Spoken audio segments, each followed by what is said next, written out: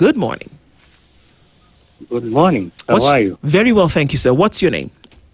My name is Marcellus from Kajiado. From Kajiado. Talk to us. You can tell us about Kajiado. What's going on here this morning, sir? I'm calling because, first, I have two issues with this government. Number one, SHA, and number two, the higher education. Mm-hmm. This government was handed over a higher education system that was working both in public and private institutions. Mm-hmm. Students are struggling with low student loans. They cannot get it. They cannot even access it. And then the other unit cost that they are giving is also not enough. So I keep on wondering, the money that was there before, what happened to it? The budgets that were there, which were working, what happened to them? Number two, SHA is total mess. When you tell me that I have to get a referral from a low-level hospital to get to the next level and the next level and the next level for it to serve me,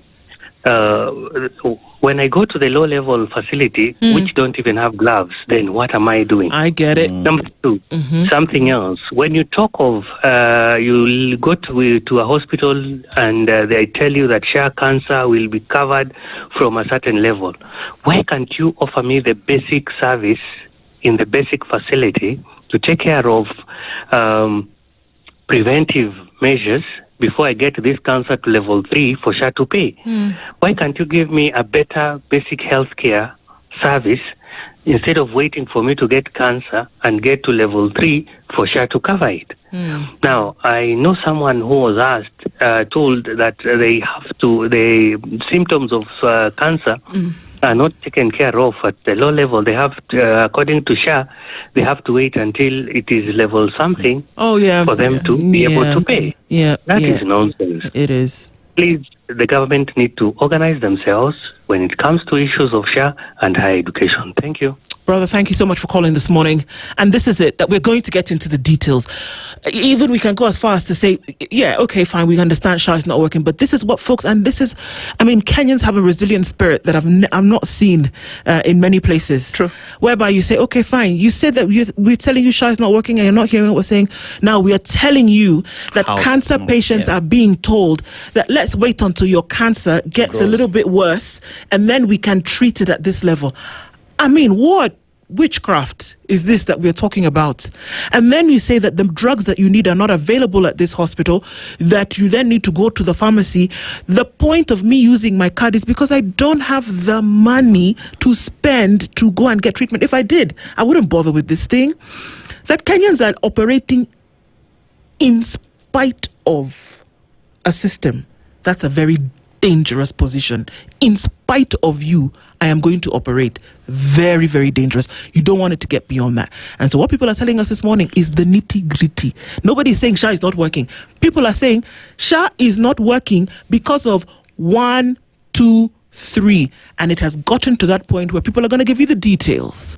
We're reminded of a gentleman who called and lied to tell us how he lies about his symptoms so that he doesn't have to be treated. Interestingly enough, we did follow up on that, had a word with him, and that they check his records, and it turns out indeed the man is up to date. He still is paid up until November. The glitch at the facility where he went to get his medication was that the system had not shown that he was beyond January.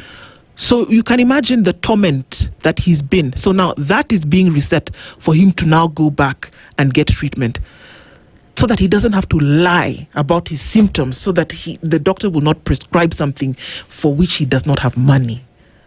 That's where we are. You know, when you talk about healthcare and SHA as is, all it's supposed to do is to restore dignity in society. That I am contributing in this SHA so that when it comes to a point where I am unable to afford the millions, that SHA will protect me and save that dignity that I do have. Because this is a man who at the point lied because he wanted to preserve his dignity, because he did not have the extra funds to spend and he did not want to admit that. So SHA is beyond having that card and showing that I'm paid up. It is this card coming through for you at the point when you need it the most. Exactly. And you see, when you talk about this, we all have our personal stories. Personally, Mama is going through treatment. But I will tell you for a fact, every other month, we have to pay out of pocket for her to get medication. Because this card is not working. They won't pay. It's not working. You're just being told there is no medication. It is too expensive. SHA does not cover this. Then why are we paying for that card? It is as personal as that. When you have parents, when you have your loved ones who you believe in this system that you've paid for it, you go to a public facility, you're told you have to wait for 6-7 months. Yet this is someone who needs immediate surgery for their life to be restored. You're told you have to wait for 6 months. Life will not wait for 6 months. Yeah, it won't. It won't wait. That pain will not wait for 6 months. When a cancer patient is on palliative care, they're dealing with pain. You're telling me that when I go to hospital, this pain will have to wait for 3-4 months for us to deal with it. Yes. No. As ridiculous as it sounds. Ridiculous as it sounds. That's what people are being told. You cannot postpone pain. You can't. A baby is coming. You're not going to postpone that process. It. Something needs to be done. And Dennis, even as you say this, the process and the solution must be apolitical. Yes. That unfortunately what we do is that we politicize it. That we go to rallies and we say, wangapi ambayo wanasema SHA inafanya weke mjuna. I mean, for God's sake. Ambayo wanasema SHA inafanya, SHA haifanyi, then we raise our hand. Oh. What are we talking about? A woman is at the front door of a hospital. She wants to deliver her baby and you're telling her, this is what we're talking about. It has nothing to do with politics. It has everything to do about a system that operates and works properly. Because the number one, the people, Jameni, the people, that if things are not working for the people, can you actually say that they are working? And I keep saying, you don't have any business. All these grand and lofty plans, secure your people first. That these processes which you've been put in place to essentially safeguard, if they are not working, guess what? Neither are you. If they are not working, you are not working.